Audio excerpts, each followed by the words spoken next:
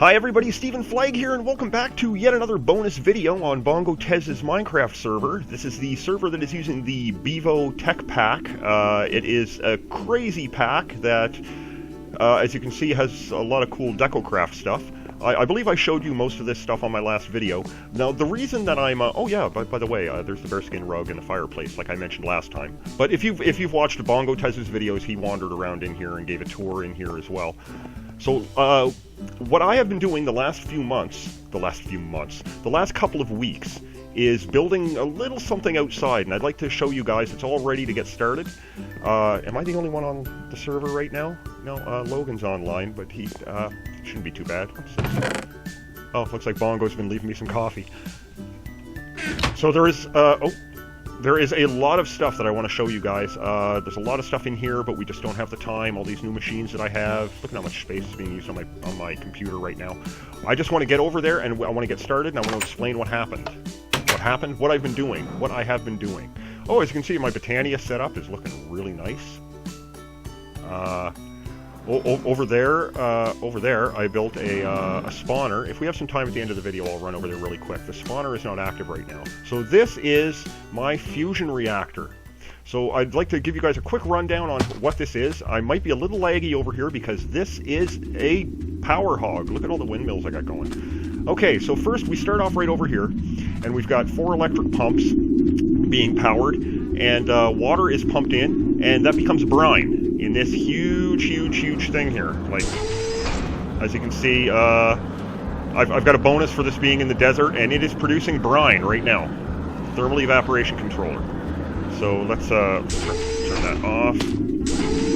The brine is then being pumped, and it becomes liquid lithium inside of this solar evaporation container. So I've got these ultimate mechanical pipes set to, I believe that's set to pull, and it's pulling it out and pushing it into this one and turning the brine into liquid lithium.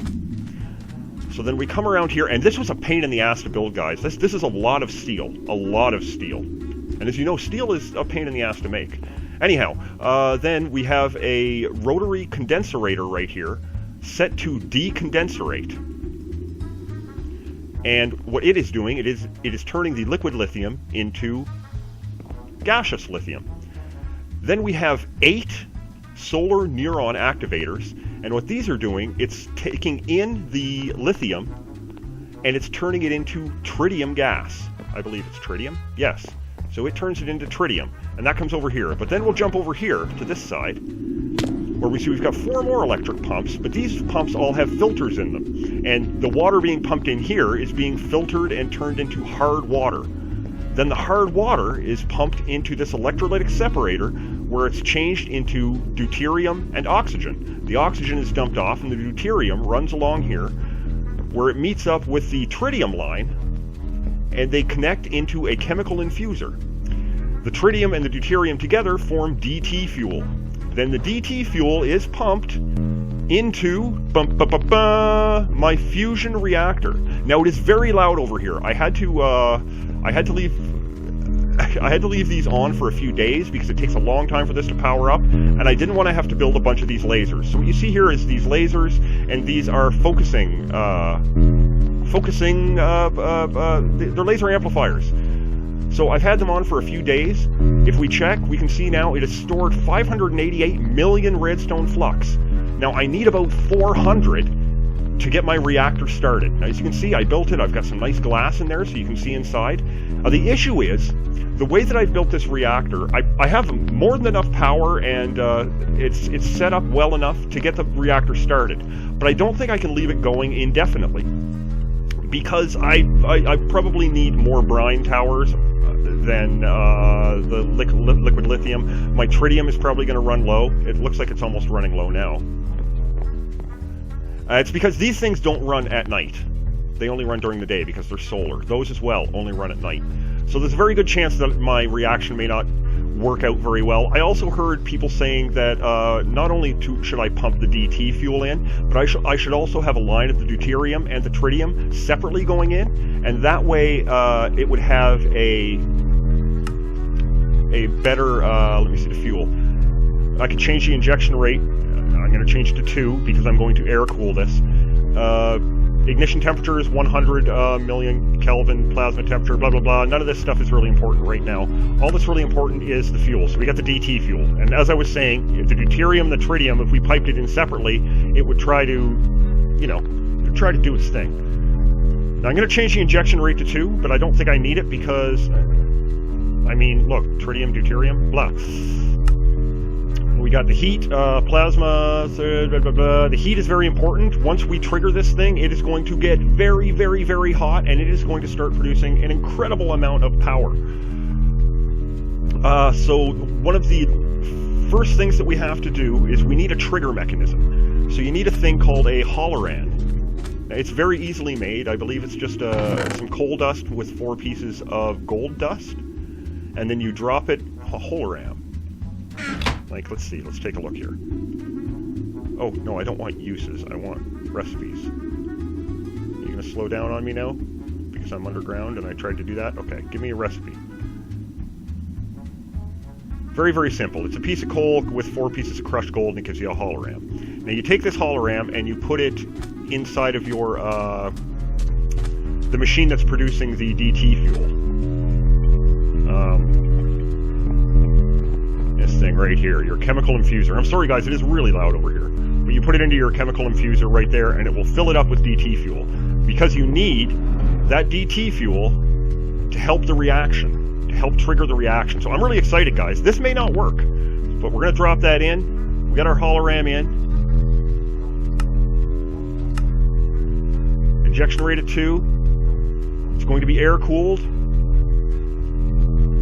Holoram's in and ready to go, ready for reaction. So all that we have to do now is pull this trigger, and I shouldn't get in front of the lasers because they will kill me, and it should start the reaction. So fingers crossed, guys, that this is going to work. This is the only reason I'm recording, because I wanted to get a full-on recording of this actually working if it works. Okay, are we ready, guys? 3, 2, 1. Yes! Holy crap. Okay, first of all, we can let's break this connection because we don't need these lasers powered anymore.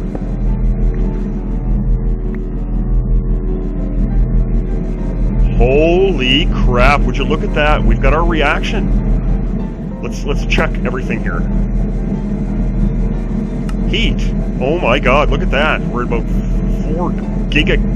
Oh my god. It's really hot, basically. What else do we got? I want to see our power. Storing. It's creating 4.45 million redstone flux per tick. Holy crap. Okay, so what I would like to do, I set this wire up here. I've got a lot of, oh, it's really loud too, isn't it? I made a whole bunch more universal cable, this ultimate universal cable. And as you can see, I've got everything powered with those wind generators over there. All of these batteries are powered by those wind generators. So what I want to do is make this thing self-sustaining. So what I'm going to do is actually connect it to the main line. There we go. So now all of these machines will constantly be getting recharged. All these batteries, look at that.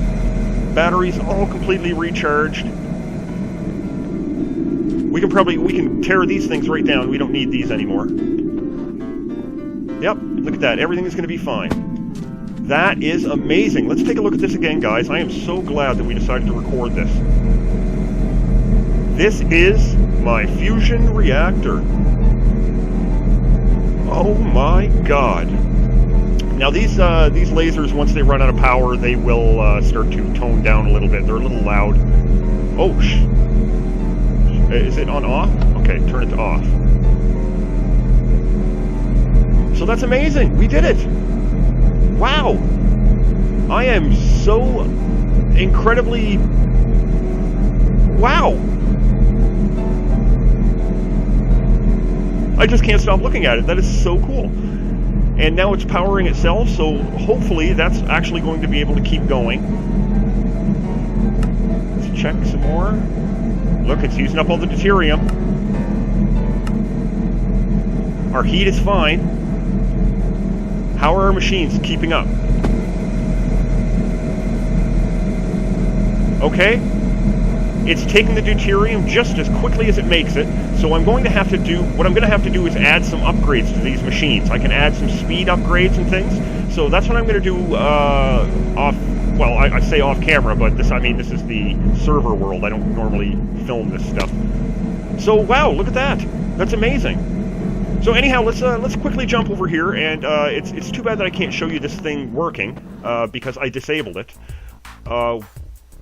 And all in all, it needed to be disabled in the end anyway. It was we were producing way too many ender pearls. So basically, what this was what I have in there is a powered Enderman spawner, and it is powered and wired, and it was powered through the back here.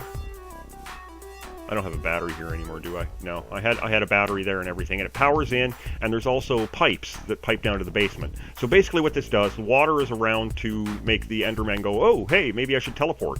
But that flower inside keeps them from teleporting. If they teleport away, it's called a vinculum? Vinculotus. It pulls the Endermen back if they try to teleport, pulls them right back into this room. In the back, you see there's a grinder, and the grinder kills them. It will collect all the ender pearls and any other mob drops that they have, and collect all the mob essence and send it down into the basement. And this is all dark glass, so no light gets through. They can't see through here, so they can't see us. So if we go down, and I believe, yeah, it's down for a bit. It did spawn 4 Endermen every minute and 40 seconds, which is pretty good, considering. So what we had down here was a quick mana spreader just to feed the Vinculotus, whatever, that plant up there, just in case, because it had to have a mana link. There was a chest right here, and that's where ender pearls would go. And then we have these essence drums. This is collecting mob essence. And I've got like 4 or 5 barrels of this.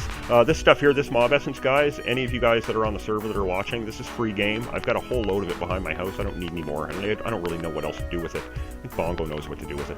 And I dump ender pearls down in here because I've got more than 4,000 in my machine.